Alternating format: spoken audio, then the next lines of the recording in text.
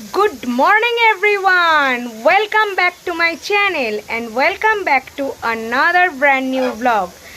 আজকে সকাল থেকে ঝমঝমিয়ে বৃষ্টি হচ্ছে। আমি কোটেও বেরোতে পারিনি, সেই কারণে যদি দরকার হয় তো একবার বেলার দিকে বেরোবো। আপাতত তো বেরোতে পারিনি। আর এখন কিন্তু খুব সকাল নেই, মোটামুটি আমার উঠে স্নান করে পুজো করে ব্রেকফাস্ট করা হয়ে গেছে। আর এই জাস্ট বৃষ্টিটা একটু ধরলো, যদি পারি তো একবার কোর্টে যাব, তাহলে বেলার দিকে যদি দরকার হয় তবেই। আর ওয়েদারটা এখন দেখবে বৃষ্টি কমে গেছে কিন্তু পুরো মেঘলা হয়ে গেছে। দাঁড়াও তোমাদের দেখি ওয়েদার, বৃষ্টি টিষ্টি হয়েছে, গাছগুলো পুরো ভিজে। আর এই দেখো তারেতে দেখছো কি সুন্দর না, জলগুলো টপ টপ টপ টপ করে লেগে রয়েছে। সেই জন্য বাপি পাশেই আমাদের যে বাজারটা, সেখানে এরকম ছোট্ট ছোট্ট ইলিশ এসেছিল, দেখতে পেয়ে দুটো কিনে এনেছে। আজকে সিজনের প্রথম ইলিশ মাছ হবে, সেই জন্য আমি খুব এক্সাইটেড। আর যেদিন বড় ইলিশ মাছ আনা হবে সেটা তোমাদের দেখাবোই, শেয়ার করবো। মা এখানে বসে বসে রান্না করছে। আর মা বসে কেন রান্না করছে বলো তো, না দাঁড়িয়ে করে? মায়ের অ্যাকচুয়ালি পায়েতে বাতের ব্যথার প্রবলেম আছে, তো মা দাঁড়িয়ে দাঁড়িয়ে বেশিক্ষণ রান্না করতে পারে না, সেই জন্য বসে বসে করছে। পায়ের সমস্যাটা মায়ের যত বয়স বাড়ছে বেড়ে যাচ্ছে। এই যে উচ্ছে চচ্চড়ি করছে আজকে, এই যে উচ্ছে ভাজছে। মা একটু হাতটা সরাও একবার। এ দেখো বড়ি ভাজা রয়েছে, এখানে আনাজ কোটা রয়েছে, উচ্ছে চচ্চড়ি করছে। আর সেই যে সেরা ইলিশ মাছ বললাম তোমাদেরকে, আমার নিজেরই হাসি পাচ্ছে। এই দেখো ছোট্ট ছোট্ট পুচকা পুচকা দুটো ইলিশ মাছ। আর ওদিকে ভাত করা হয়ে গেছে মায়ের। চলো ব্লগটাকে কন্টিনিউ করা যাক। আর ইচ্ছা আছে এখন একটা কমেডি ভিডিও শ্যুট করব, যদি টাইম পাই তো একটা ভিডিও শ্যুট করে নিই। আর আজকে যদি মা আমাকে রামতলা নিয়ে যায় তো যাবো। মা নিয়ে যাবে রামতলা?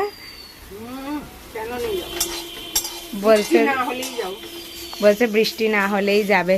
দেখা যাক, যদি না বৃষ্টি হয় তাহলে আজকে রামতলায় কমেডি ভিডিও শ্যুট করছিলাম, এই জাস্ট শ্যুট শেষ হলো। আর তোমাদেরকে তো দেখালাম মা তখন রান্না করছিল, তারপরে মায়ের কাছেই কিছুক্ষণ দাঁড়িয়েছিলাম। পাশের বাড়ির একটা ছেলের বিয়ে লেগেছে, সেই নিয়ে গল্প করছিলাম জানো তো। তারপরে এসে কমেডি ভিডিওটা করলাম, করার পর আমার ছেলেকে খেতে দিয়ে দিলাম। দুপুর হয়ে গেছে, প্রায় 2টো বাজতে যায়, ছেলেকে খেতে দিয়ে দিলাম। আর দাঁড়াও তোমাদেরকে একটা জিনিস দেখাচ্ছি, দেখলে হাসবে তোমরা। এই দেখো আমার ছেলেকে খেতে দিয়েছি, আর পাশে এই যে মা দাঁড়িয়ে আছে, আমিও এখানে বসে বসে গার্ড দিচ্ছি। কেন বলো তো, এত ঘরে টিকটিকির উৎপাত হয়েছে, ঘরের চেয়েও বড় কথা ঠাকুরের কাছে এত টিকটিকির উৎপাত হয়েছে। যা খেতে দেওয়া হয় তাতেই টিকটিকি হয়, ঠাকুরের কাছে যা প্রসাদ দেবো সেইটাই টিকটিকি খেয়ে নেয়। সকালবেলা ছেলেকে ঘুম থেকে তুলে তো জল বিস্কুট ফার্স্ট দেওয়া হয়, সেই বিস্কুটটা আজকে সকালে টিকটিকি খেয়ে নিয়ে চলে গেছে জানো। আর সব কিছুতে এরকম টিকটিকি, মানে ওই জন্য ওকে প্রসাদ দিয়ে লিটারালি গার্ড দিয়ে দাঁড়িয়ে থাকতে হয়, নাহলে চুবড়ি চাপা দিয়ে দিতে হয়। সেই জন্য মা পাশে দাঁড়িয়ে আছে, আমিও এখানে বসে আছি টিকটিকিকে গার্ড দেওয়ার জন্য। এরপর লাঞ্চ করে বৃষ্টিটা তো দেখছি থেমে গেছে, বিকালবেলা যাবো তাহলে রামতলা।